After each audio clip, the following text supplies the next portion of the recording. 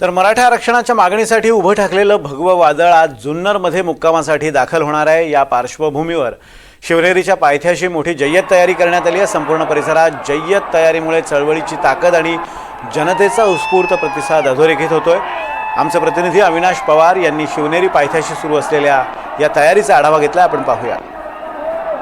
म्हणजे जेव्हा मनोज जरांगे यांनी इथे येण्याचं ठरवलं तेव्हापासून काय काय घडले आपण थोडक्यात जाणून घेऊया। पाहणी केली आणि शिवनेरी किल्ल्याचाच परिसर का निवडला?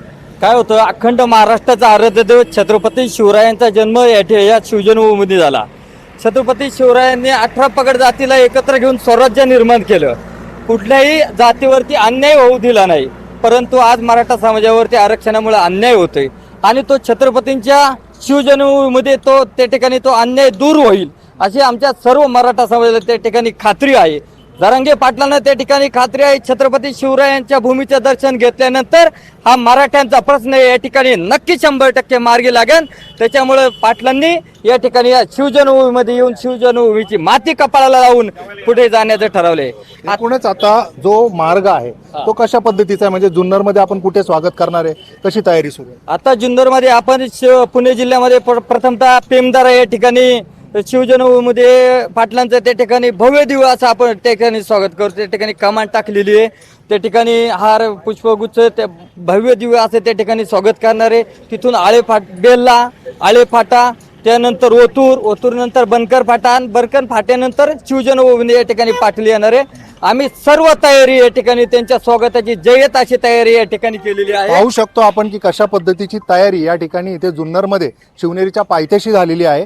आता खरं तर या सगळ्या मराठा संघटना तर आहेच, मात्र विविध पक्षातले जे नेते आहेत ते देखील या मराठा आरक्षणासाठी पुढे आलेले आहेत। माऊली खंडागळे आपल्या सोबत आहेत। कशा पद्धतीची तयारी आपल्या शिवजन्मभूमीमध्ये? प्रथमतः सकल मराठा समाज जो अवघ्या महाराष्ट्रामधून शिवजन्मभूमी जुन्नरमध्ये येतोय त्यांचं मनपूर्वक स्वागत आहे। अनेक कार्यकर्ते अनेक मराठा बांधव इथं यायला सुरुवात झालेली आहे।